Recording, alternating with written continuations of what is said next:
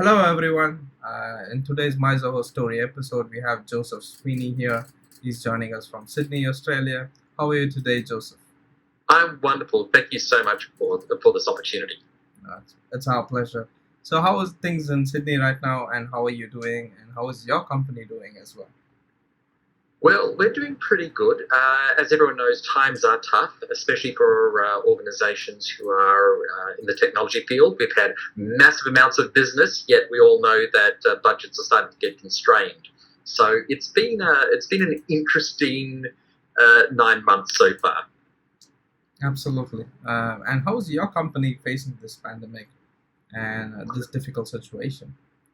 Well, it's actually interesting. So, IBRS has started about 18 years ago, and we are an advisory services company. Our clients are all very senior IT executives in mid to large size organizations, and they call upon us for advice on a whole range of issues. We've all got very experienced experts. The challenge in the last 9 months is interesting because historically, when Australia has gone into a bit of a recession or there's a downturn or budgets become very tight, our business goes up. And the reason for it is, quite frankly, the CIOs and the CEOs and the COOs, all of that group, they need to do more, and they need to respond quickly, but with less budget. And we are a very economical alternative to our competitors because we've traditionally had no fat. We are all experts. We're a very interesting business model in that respect. We're a profit share organisations. So we run as a very tight community, and that gives us a cost advantage historically. So we work really, really well in times. But during this period, in some ways we sort of lucked out because we knew that our client base was changing even before COVID. We were getting some of the old guard, some of the other people were retiring, and newer CIOs and CTOs and CDOs were coming in.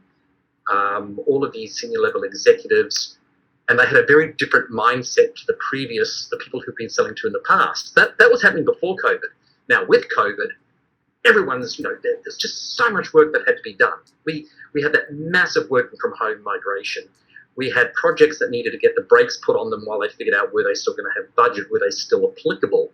You had massive amounts of digitization going. So suddenly, all of this new market base that was already undergoing some change went through massive change. And quite frankly, in the first 3 months, we had to go through a massive change to support that. It's settled down a bit now. And again, we're pretty well positioned. The good news is we saw a dip at the beginning in terms of our revenue. We just couldn't reach anybody to sell to them. But that's come back up again. So it's been, as I said, it's been an interesting ride. We think the real ramifications will actually be 2021. That's when the marketplace is really going to start to see the shakeout globally of what's been happening. Correct. That's when the impact of what was caused over the last 9 months is going to reflect on, right? Exactly. We will definitely see a realignment of the global economy. We'll see a realignment of politics as well, global politics. There's going to be a lot of changes, and that will affect tech investments, and that will affect our business, of course. Hopefully we are well positioned for that now, though. I'm sure you will be. So I'm glad that you touched the topic on the migration, on how you had to evolve quickly in a short span over like 2 to 3 months. Can you tell us something about that? What was your business like earlier, and Right. what are the things that you had to evolve quickly? Well, the first thing I'll say is, and this is going to sound like a pitch to Zoho, remember, we're very vendor independent, but I'm going to say something very positive. We were lucky. We've been using for about 18 years. We've always been in the cloud. For about 18 years, we've been a heavy Google user for all of our productivity software, and we had Sugar CRM, which was a open source CRM platform, and that was completely in the cloud. Very good systems. Not a problem with the way that we used to be working with a really traditional sort of mindset CIO. But about 2 years ago, we saw that I mentioned that there was a change in how the CIOs were thinking about what they wanted. They didn't just want access to people like myself and Dr. Wissam Raful and others who are experts in their field. They wanted templates. They wanted digital assets that they could just take and use. They wanted digital tools. In other words, they wanted things more immediate, not just great advice and networking, but just tell me how it's done and get me started along the way. So we recognize that our current tool set wouldn't do that. A traditional CRM won't give you that digital perspective, that new mindset. And so we looked around and we looked at a whole range of varieties from all of the big guys. I personally have implemented NetSuite and Salesforce and other tools, even had a go at SAP, so I know the CRM space. But we're not a big organization. And as I mentioned, we don't have lots of fat. We're really a community. And so when we saw Zoho, we started playing with it, and I recognized it wasn't the CRM alone. It was going to be all these other digital tools that fit within that. The online marketing tools, the sales IQ. Basically, we could use a platform of digital services to reinvent how we went to the market to the new and evolving chief information officers and chief digital officers and so forth. So we decided to put that in over Christmas during our typical, quiet time in 2021, and then COVID hit. So we had literally just finished putting in the basics of Zoho when COVID hit, and suddenly we had to do all of these digital things. There was just no other way of reaching our market base. And in that sense, what I had planned for a 3-year rollout of all of Zoho's services suddenly got done in 3 months. It was a total reinvention of everything we were doing. So I've spent more of my time working on the business rather than working for the business, but boy, it's returned dividends. Right. I'm sure that must have been a challenge, what you laid out to do for 3 years, to do it in 3 months. Sometimes I think that is a positive thing that you did, but still, it would have required a lot of work, I'm sure. It's required. Look, it's been painful for some people because, of course, you can't just. It's not just a matter of saying, "Here's a whole bunch of new tools." Right. It's a matter of not knowing what you can do with those tools, how far you can go. So, for example, we've been using Google Hangouts and instant messaging since we were created, and comparing that against, say, Click, trying to get people to look at the differences that Click gives you from what they've currently been using is very, very tough. And quite frankly, I couldn't make that transition, and that's okay. Let's use the tools that people want to use and feel friendly using. On the flip side, we introduced a tool for our clients to use. In fact, anybody can use it. We've made it open to the public, which is based upon, I think it's about 6 different tool sets within the Zoho platform. That's a tool that a client can just sign up for, click a button, they get an email that comes from a campaign management system that has created them a special secure link, which they can then distribute inside their organization, survey their staff about how their COVID change programs are going. In fact, their overall IT change programs are going. That then pumps information into the analytics dashboard. That dashboard, again, they get a private secure key to that dashboard, so they can actually measure the progress of their company's change management program. That's something that we could build before, but it would have cost us an arm and a leg. It took us a day and a half to make it, and obviously it'll take us months to refine it as we get feedback from marketplace, but there's something else that we can do. That used Zoho Flow, Zoho Forms, Zoho Campaign Management, amazing tool. Zoho CRM, of course, and it's just, creating a new tool for the marketplace for senior executives in a day and a half is just, that's just something that we've always wanted to do, but it's actually it's a lot harder to get your mindset that you can actually now do that and then figuring out what else you're going to do. Right. I totally understand that. And can you also tell us something about IBRS, how it started 18 years ago, and what was the situation 18 years ago, and what are the hardships that you had to go through to get to where you are right now? So kind of like an entire history in a short duration.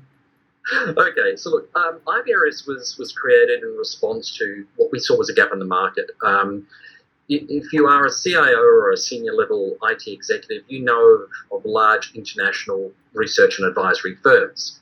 And they really have a stranglehold on the market, but their perspective is very, quite frankly, North American and European. They're also expensive. And increasingly, they don't have the depth of real-world experience that a company like ours has. So what we saw is that the mid-tier CIOs and mid-tier organizations, especially in the government sector, they were struggling to get true value out of these international players and make them relevant for the local market. So Nick Bowman, the founder of the company, saw that as an opportunity. He created this company which would offer sort of the next level of research down. So in other words, if you are a CIO in an Australian organisation and you've got anywhere from, say, 250 staff in the organisation up to, say, 45, 50,000 people, you still need information, but you might not have a budget. But more importantly, you want local information. You really want that to be on the ground, tactical, not just knowing, what Microsoft is doing or what Oracle is doing, but what are their partners locally doing? Who are the domestic suppliers and what new technologies exist locally that can come party? And so we fill that gap. What then happened is there was a lot of consolidation in that global advisory market space, and our business just went right through the roof. And that's actually when we really started recognizing that, the CRM, the knowledge about the customer was at the core of everything we did. What then happened, and that stood us in very good stead for about 15 years. But then as really this new way of thinking, this digital way of thinking came into being with the senior executives in IT, they wanted the sort of advisory services that we're offering in new ways. We recognized that. And that's when we started saying, okay, we need to find a new platform. It can't just be a CRM. We need to know, for example, if somebody hits our website and takes a look at an article on cybersecurity, or specifically on incident responses for cybersecurity, what are the best practices? We need to know immediately that that person has that burning issue, and we need to get, say, Philip Nesky or one of our experts to call them and say, what are you working on? How can we help? Oh, by the way, have you spoken to Bob, who is your colleague over in this department, who's actually halfway through developing a cyber strategy? And we literally bring our clients together so that they can lever each other's better practices. You need that complete and immediate visibility, because the CIOs in Australia, especially in these mid-sized organisations, they need huge amounts of support, and they need it immediately. And that means that we need to know what's happening immediately. So that's what took us on the direction. And that's a hard transition to make for any business, to totally rethink how they deal with their market, because their market is changing. Right. That's absolutely right. And I'm glad it has worked out for IBRS for such a long time. It's almost 2 decades right now. Yeah, I'm feeling old. Honestly, this is the longest I've ever worked in a single organisation. So it's been a fun ride, I tell you. Right. I had hair down here when I started though. All right. And Joseph, can you tell us what is your role in IBRS, and what are the challenges that you face, or what is the solution that you bring to the table? Okay, so I'm actually one of the advisors. My role is not, the head of infrastructure or technology or anything silly like that. We're a small organisation. But I do come from a software development background, but I also come from an entrepreneurial background. And I have extremely deep domain knowledge in workforce transformation. All things Microsoft, how to move to the cloud, all that sort of good stuff. How do you get, I like to say, from the screen up to the person. That's my area of specialty, and wow. Certainly, where my expertise and doctorate lies. The other side thing, though, is that when we recognised that we needed to do this massive change from a more traditional sales sort of approach, that slow, regular, salesy approach to dealing with a market for this more digitally native. I'm not going to use agile's not the right word. Highly responsive. Something there where we could experiment, make new tools, have them fail, correct them, go back to market. We really wanted that sort of approach. We don't have a big IT department. We're 16 people. We're all extremely experienced. We've all been CIOs or entrepreneurs in mid to large size organizations. We're all self-funded in many ways. We are a profit share, as I said before. We don't have salaries in a traditional sense. very lucrative business, but there's no fat there. So how do we put in, our challenge for me was, how do I put in place a new platform where I don't need vast amounts of expensive skills to implement it? How can we do it ourselves? Because you can't get high agility, that experimentation, unless you've got the ability to play with this stuff. I'll give you an example. Going back to that change management assessment tool that we've now offered to the market. Right. What happened is one of our experts in managing organizational change, a guy called David Bill, he wrote a fantastic research paper about how to measure change. And I read the research. We have a very strong peer review process. So I was reading this paper and I said, we could turn that advice into a tool set. Wow. So I called him up and I said, do you want to work with me on this? And he went, sure. I said, let me put together what the survey tool was. So I had to think about, how would this get orchestrated? Well, Zoho survey was obviously the heart of collecting that user data. Then we had to figure out, how were we going to distribute that so it wasn't just us collecting the data, but it was the clients collecting the data and holding that in an isolated pocket for themselves. And for that, I used a combination of Deluge and specifically Zoho Forms. So Zoho Forms captures the request that a client wants this tool. It pipes that information into Zoho Flow. It runs a Deluge script. It gives them secure keys, gives them the survey details. And then, of course, we need a dashboard to display that information. Well, you've got an analytics package. And then we needed an ongoing what I didn't think about when we first developed that. So we got the tool working. I didn't think about, how do you then train the companies to use that tool to make sure that it actually works? So I said, I'll just send them an email. And then, our accounts group, our management team says, no, that won't be enough. You actually need a whole change program. And yeah, you're right. See, this is why we've got experts in that space. Right. So we worked, and we've actually got a year-long campaign of training that goes around that program. So when they sign up to it and they get the tool, now they get a year-long, about 30-odd emails showing them not only how to use the tool, but how to extract value from that dashboard, how to interpret it, and so forth.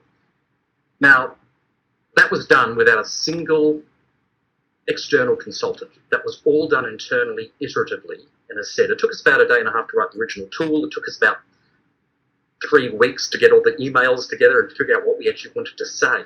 Right. That's something that you just can't, the ability of new digital platforms to do that, to make it what I call citizen-led, citizen developer-led, that's the future of the digital workforce. And I think that's been that is still a work in progress. We're still moving along that line. Right. Well, thank you so much for elaborating into how you had, make the solution possible. And Joseph, thank you so much for joining us today. And it was a pleasure having you walk us through. My pleasure. and thank you so much for the great support. One of the other things I will say is, you can't do this without having great support from a vendor, and you guys have been excellent, especially during all the challenges that you're going through in India. So all of my best regards for that, and I pray that you'll all be safe. Thank you so much, and I hope we'll all be safe too. Thank you for joining us today, Joseph. It was a pleasure, and have a nice day.